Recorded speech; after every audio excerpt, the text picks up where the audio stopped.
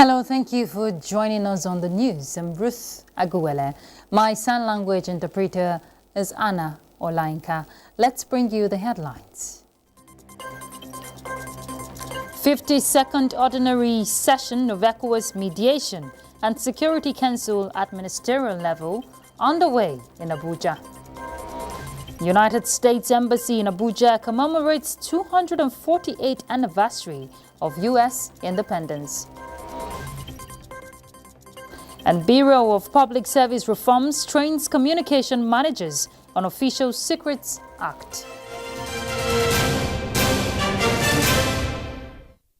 The federal government has launched a new initiative to establish an operating model and framework for economic and financial inclusion to transform Nigeria into a $1 trillion economy by 2030.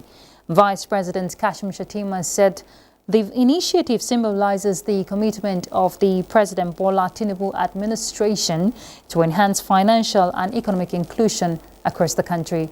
Let's hear from State House correspondent Abdurrahman Jibrila.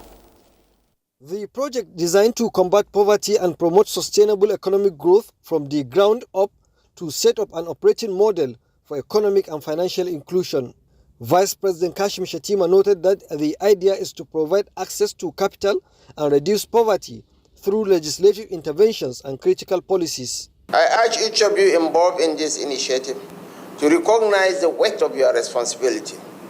We have been uniquely blessed and positioned to change the trajectory of our nation from a nation rich in potentials to reality. You have all been entrusted with the vital national assignment, and I have full confidence that you will bring your best efforts to ensure its success. Since the signing of the accord, a lot of engagement has been going on. We appreciate the fact that we were able to source funding from Bill and Melinda Gates Foundation, under their partner, which is the Lagos Business School, whereby they are funding the operationalization of the accord itself. Since 2015, we've been running an initiative called the Sustainable and Inclusive Digital Financial Services Initiative. And that has been around how do we catalyze financial inclusion in Nigeria. And we've worked in the space of research, advocacy, capacity building, as well as just information and engagement. The project manager seeks to identify the right platforms and structures aimed at galvanizing the relevant authorities to key into the initiative.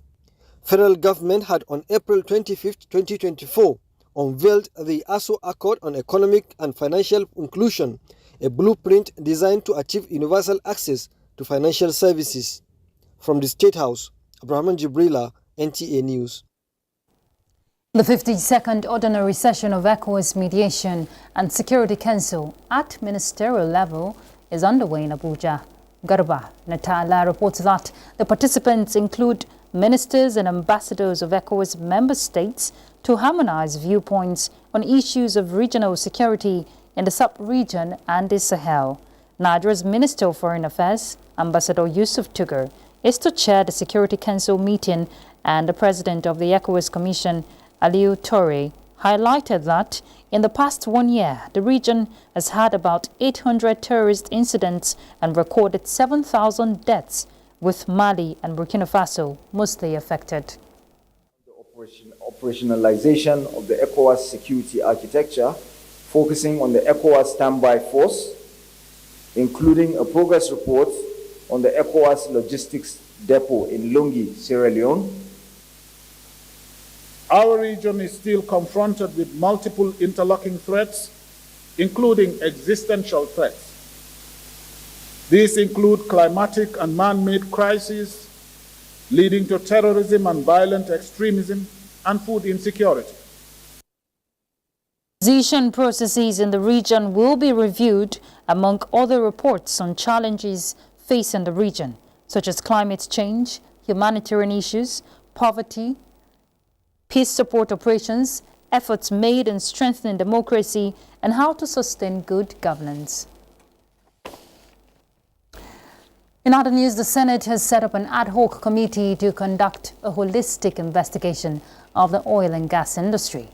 Among terms of reference of the committee, chaired by the Senate leader, Okpeyemi Bamidele, are examination of pre-shipment and pre-discharge parameters of the NNPC, determining compliance of the direct sale, direct purchase arrangements, and finding out the status of the 22 depot. The committee also has the mandate to engage with NNPC Limited to understand the timeline for startup of government-funded oil refineries.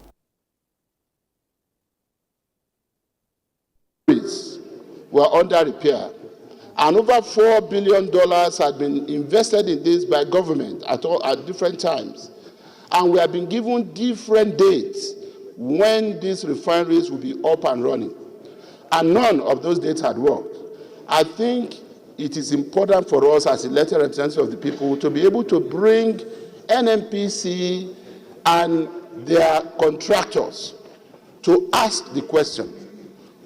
So part of the investigation should be why one of our refineries is producing, but the market in Nigeria either is blocked, frustrated, or whatever, he has to go and sell it outside.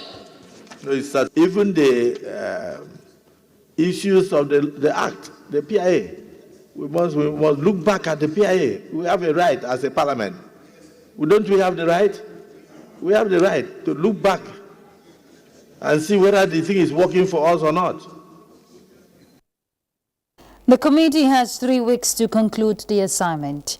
Meanwhile, the Senate has urged security agencies to adopt technology in detecting the hideouts of terrorists, insurgents, and other criminal elements, as it condemns the recent suicide bomb attack in Woza, Borno State, which left more than 30 persons dead. United States Embassy in Abuja, we hear, was a hub of celebration as Americans and Nigerians came together to commemorate the 248th anniversary of U.S. independence. Comfort Fashion reports that the event held at the embassy showcases the enduring bond between Nigeria and the United States. The road to independence was not an easy one, as it was marked by years of conflict, including the Revolutionary War, which finally led to victory for the American colonies. On July 4, 1776, the United States of America declared its independence from British rule, marking the birth of a new nation. The founding fathers, including George Washington, Thomas Jefferson, and Benjamin Franklin, played a crucial role in shaping the nation and its values.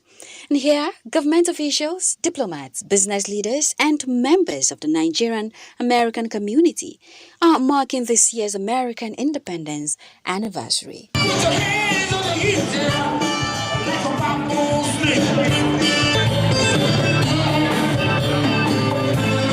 The festivities began with a rendition of Nigeria's national anthem and the American national anthem, setting the tone for an evening of commemoration and camaraderie.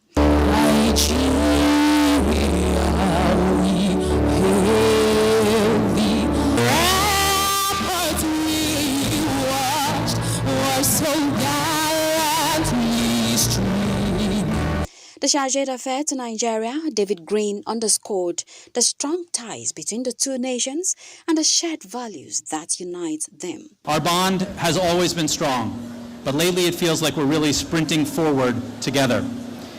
Since our independence, we have been two nations that have continued to wax its friendship, its bond, and its cooperation very tightly.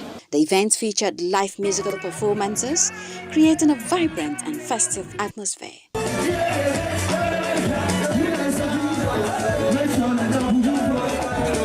The celebration highlighted the importance of diplomacy, cooperation, and friendship in promoting peace and prosperity on the global stage. In Abuja, Comforts Fashion, NTA News. A hurricane threatens home, agricultural lands, and social structures in Kingston, Jamaica. U.S. Hurricane Center says Haiti and Dominican Republic are under heavy threat. Kolo Mohammed will tell us more about that. Hurricane Beryl barreled towards Jamaica as a powerful Category 4 storm on Wednesday after flattening homes and devastating agricultural lands on smaller islands in the Eastern Caribbean, killing at least 3 people. Early morning, the hurricane was about 185 miles southeast of Jamaican capital Kingston, according to U.S. National Hurricane Center, packing maximum sustained winds of 145 miles per hour. The hurricane is expected to bring life-threatening winds and storm surges to Jamaica, Dominican Republic, and Haiti, as well as Cayman Islands, in an advisory released by the U.S. Hurricane Center. The warning is in effect for all the above-mentioned places, and threats are life-damaging induced.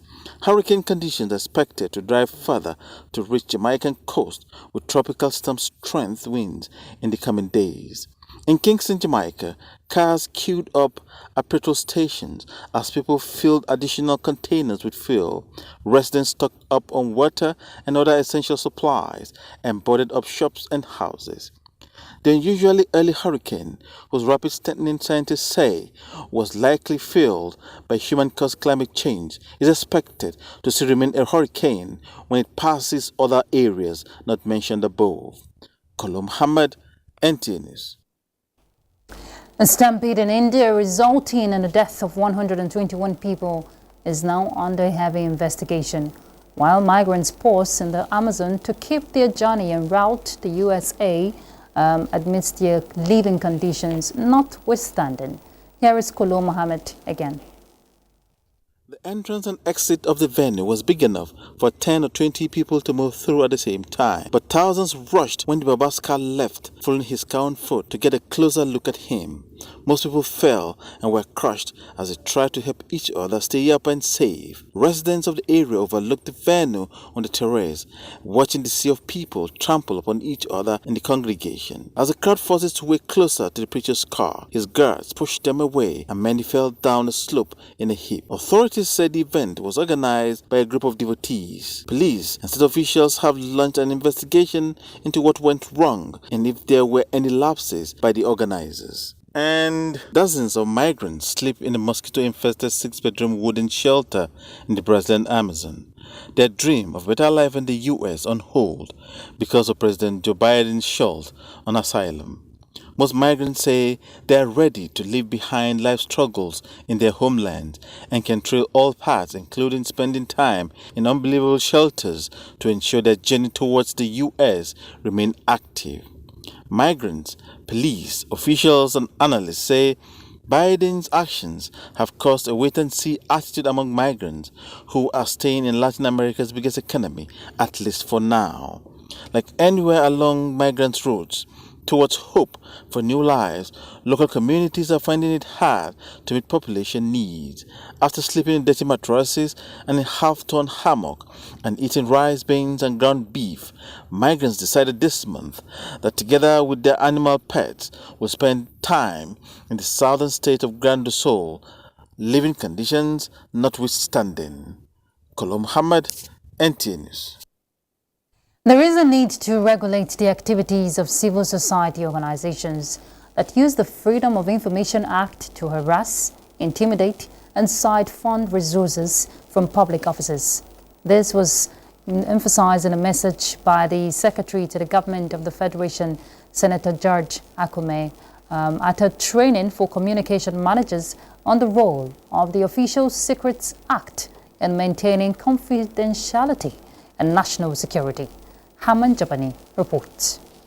The training aimed at empowering communication managers on their roles of maintaining confidentiality and national security under the Official Secret Act. The forum also aimed at strengthening national unity through effective communication in public service and to leverage social media for effective governance in line with President Tinubu's Renew Hope agenda on improved governance for effective service delivery. Secretary to the Government of the Federation, Senator George Akume, represented, observed, government is determined to uphold the principle of truthful communication as misinformation and disinformation affect national development. Government has made great strides in communicating its approved policies and programs implementation with the public, with a conscious effort to complement with the improved internal communication to inform and mobilize public servants. Director General, Bureau of Public Service Reform, on his part observed that in today's environment, communication channels and platforms are highly fragmented and government cannot afford to be reactive, but lead in communication landscape to prevent misinformation and ensure that citizens are abreast with objectives and benefits of government policies and programs. The role of communication managers is crucial in maintaining the integrity of information dissemination and ensuring effective communication within and outside government entities. President, Nigerian Institute of Public Relations, ECOWAS, and other communication experts are of the opinion that a good reputation is priceless and valued, while strategic communication plays a vital role for national building. Communicators should be on the table where issues are being discussed, so that you can understand what led to the policies, what led to the decisions that we are taking, and then you communicate effectively in a manner that shows that you have a full grasp of the issues. Understanding and adhering to these acts is essential for maintaining the integrity of our institutions and protecting the nation's interests. So a good image is built carefully, delicately, block by block. And when it crashes down, that is the highest risk there is. Participants were drawn from all MDAs. Hamman Jabani, NTA News. Let's go on a quick break. We're back. Please stay tuned. Tuberculosis, popularly known as TB, is an airborne disease that can be contacted by anybody regardless of age, tribe, and socioeconomic status. Despite availability of new testing equipment for TB, diagnosing TB in children is still more difficult than in adults. During the National Childhood TB Testing Week that will be taking place across the country, healthcare workers from the national and state TB programs, with support of various partners, will visit our communities to create more awareness and conduct screening and testing for TB among children. TB is treatable and curable only if detected early. Every child's life matters. Let us join hands together and end TB among our children and in Nigeria. Thank you. God bless the Federal Republic of Nigeria. Thank you for staying tuned. As Nigeria gets set to make a mark at the forthcoming Summit of the Future, the need for the restructuring and institutionalization of peace-building and conflict prevention mechanisms to be tailored from communities to national and international levels is being advocated by peace-building practitioners. This formed the position of participants at a national stakeholder consultation on the summit's new agenda for peace at the United Nations House in Abuja. Chukunonso Mwambueze reports. The dialogue, which is at the instance of the Institute for Peace and Conflict Resolution, in partnership with the United Nations, provides the avenue for peace-building practitioners, civil society organizations, peace advocates, and Nigeria's peace architecture to deliberate and articulate its unique priorities and ensure that its experiences are reflected in the solutions to be proposed at the Summit of the Future. At the heart of our discussion today lies the imperative to address the root causes of conflict and violence, to prevent crises before they escalate, and to build a more just and equitable world for all. This program is timely and important as it consolidates the effort made by the government to promote peaceful coexistence and address the insecurity challenges affecting part of our country. Rural-urban migration has depopulated our rural communities, but it's also adding to urban fragility. And these will become increasingly the drivers of instability or higher crime or even conflicts that we will see. For the United Nations, synergizing with the Nigerian government and other critical stakeholders in ensuring comprehensive response to current global threats is its priority.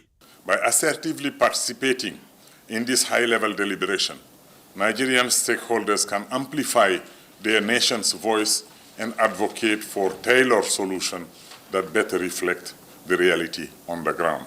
The Summit of the Future is a key moment, particularly for the new agenda for peace and the conversation that we need to have around peace and security globally and Nigeria's role in that is crucial.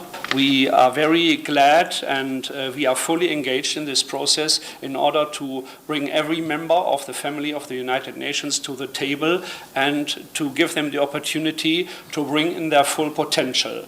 Panel discussion that propelled thought-provoking interaction between the panelists and participants on solutions ranging from prevention and mediation to peacekeeping, peace building, peace enforcement, as well as sustainable development formed part of the communique issued at the end of the dialogue. Chukunonsonwa Bweze, NTA News.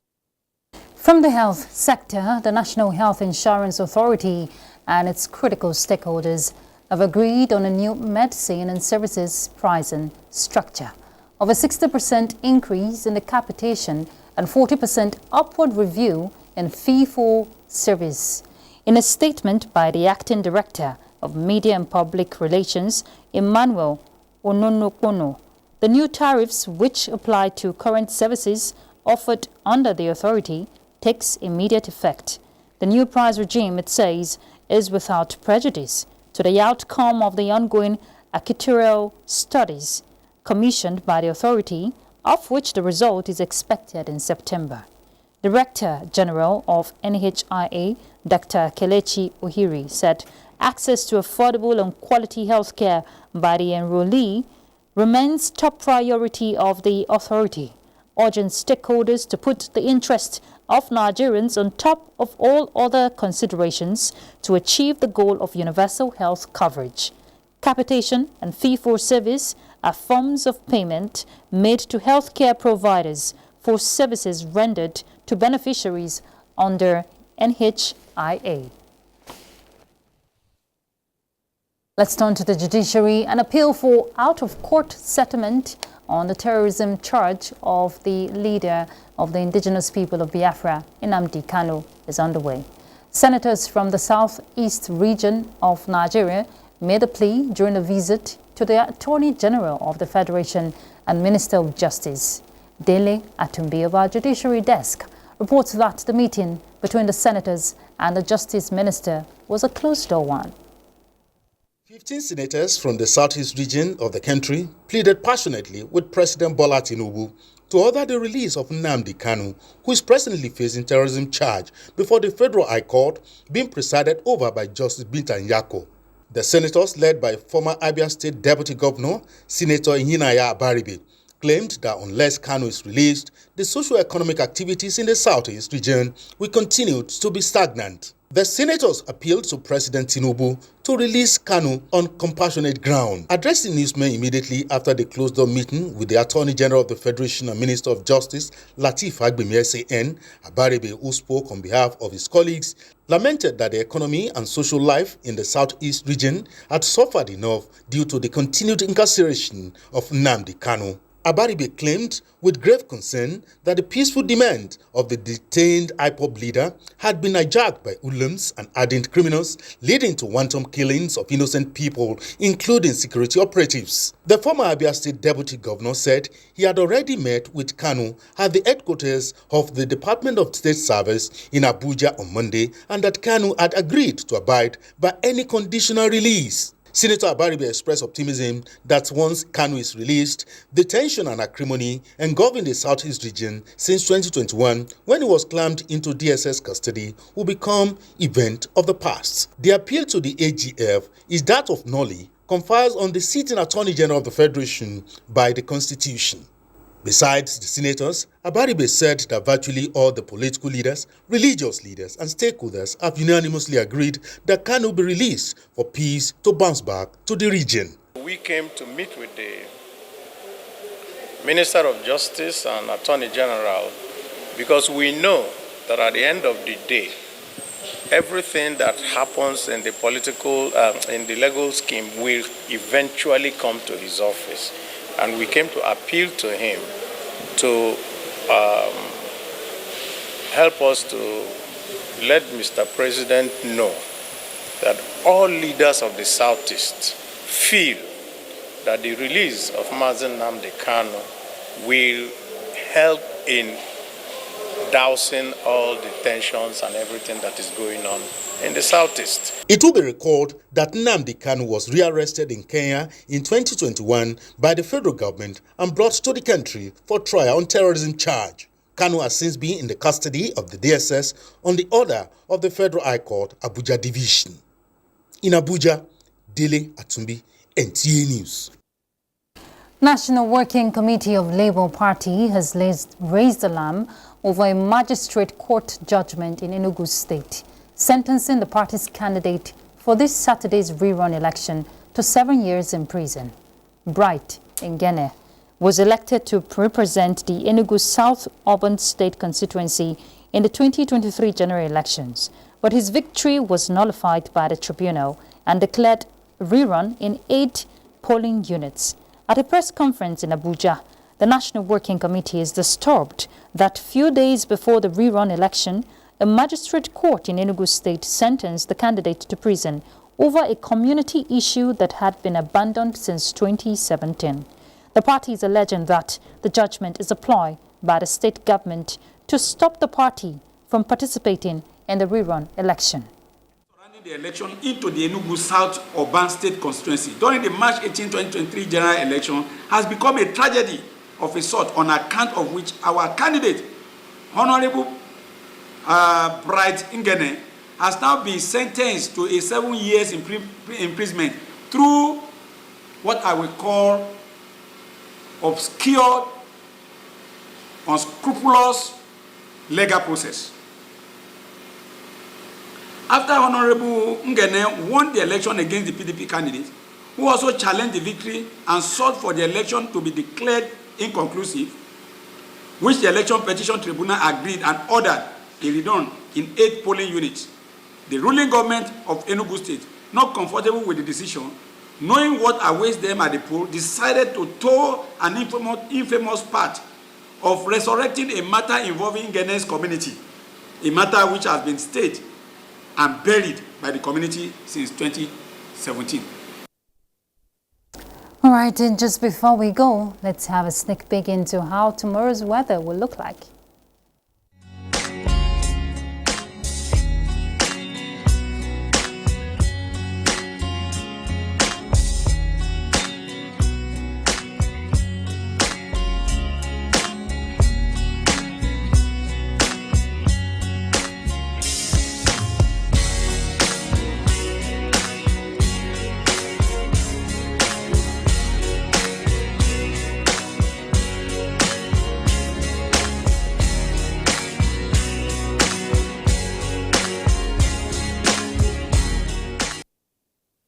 That's the news. Thank you for your time. I'm Ruth Aguele. My sign language interpreter is Hannah Olainka.